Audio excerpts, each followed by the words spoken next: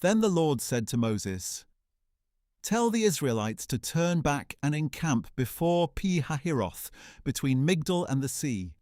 You are to encamp by the sea, directly opposite Baal-zephon.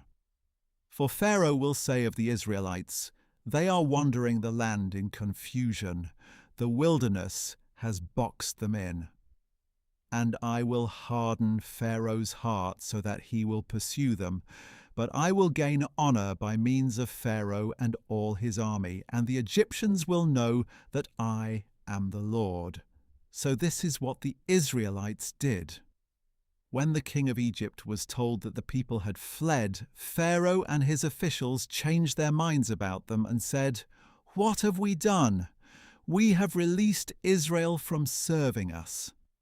So Pharaoh prepared his chariot and took his army with him.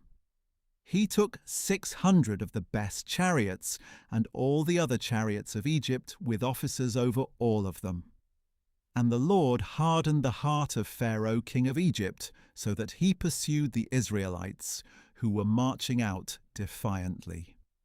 The Egyptians, all Pharaoh's horses and chariots, horsemen and troops, pursued the Israelites and overtook them as they camped by the sea near Pi-hahiroth, opposite Baal-zephon.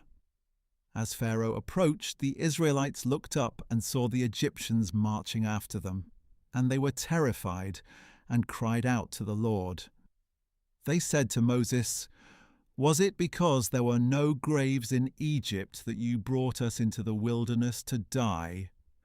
What have you done to us by bringing us out of Egypt?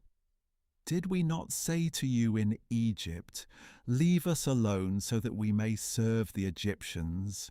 For it would have been better for us to serve the Egyptians than to die in the wilderness."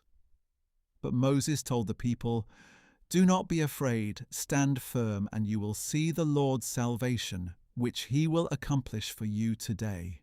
For the Egyptians you see today, you will never see again. The Lord will fight for you. You need only to be still." Then the Lord said to Moses, "Why are you crying out to me? Tell the Israelites to go forward. And as for you, lift up your staff and stretch out your hand over the sea and divide it so that the Israelites can go through the sea on dry ground. And I will harden the hearts of the Egyptians so that they will go in after them. Then I will gain honor by means of Pharaoh and all his army and chariots and horsemen. The Egyptians will know that I am the Lord when I am honored through Pharaoh, his chariots, and his horsemen." And the angel of God, who had gone before the camp of Israel, withdrew and went behind them. The pillar of cloud also moved from before them and stood behind them, so that it came between the camps of Egypt and Israel. The cloud was there in the darkness, but it lit up the night.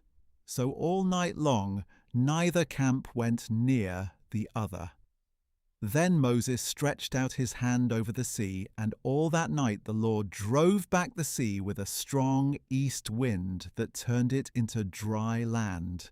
So the waters were divided, and the Israelites went through the sea on dry ground with walls of water on their right and on their left.